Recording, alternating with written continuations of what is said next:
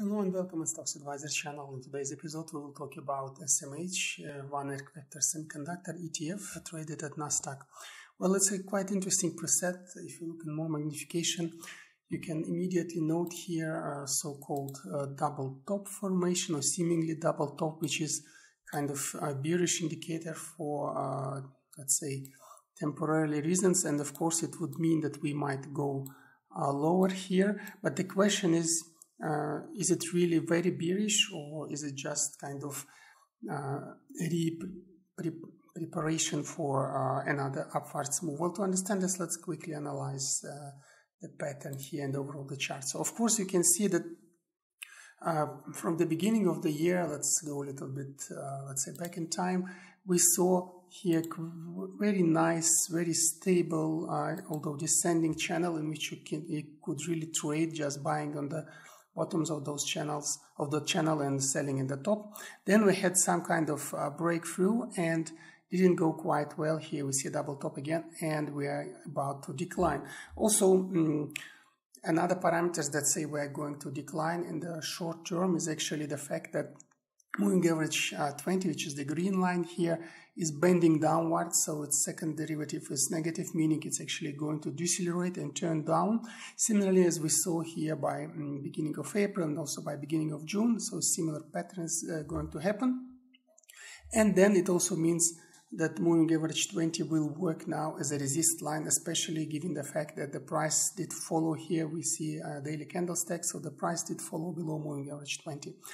Most probably it will continue till moving average 50, the blue line here, and then might rebound.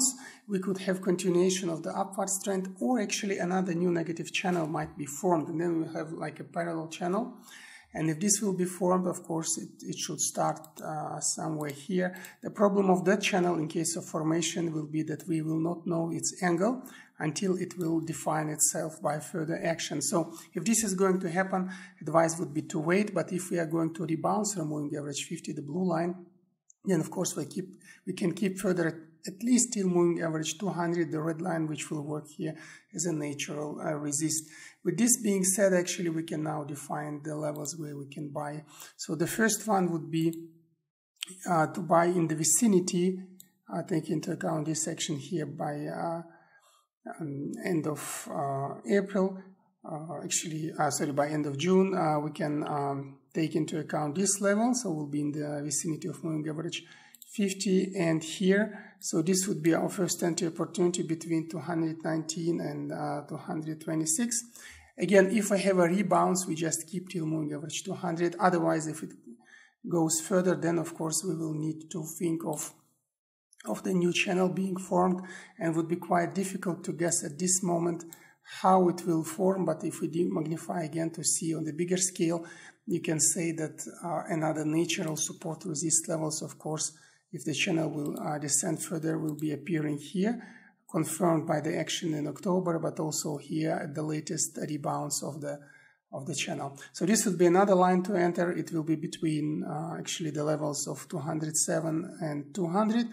And then if we go further, then we need, of course, to take very cautious measures to be prepared to very harsh action which might be taking place. And if we really have very deep decline, then we can go all the way to 162, 150. This would be the third level to enter. But as I said, the first technical is the first channel to buy, the first range, let's say the second technical. Second, the third one is usually we keep for the very harsh action, could be like a negative news or severe decline of the market. Of other parameters saying that we're actually about to have some small decline is RSI. Momentarily it's heading down, and MACD histogram is starting to create a new negative wave, meaning that we might actually descend towards those indicated lines. And again, as always, how to buy at our channels, we always advise so-called non-linear averaging down, meaning that actually if you want to buy, we advise you to split your money in 5 portions. Then you can buy with 1 portion at the first level. If we go all the way to the second level, you can actually buy with 2 portions again the second level, and if you go to the third level, you can buy with the remaining 2 portions. This way you will be non-linearly averaging down, and whenever the price action returns to positive move, you will be able actually to return your loss but also make the profit.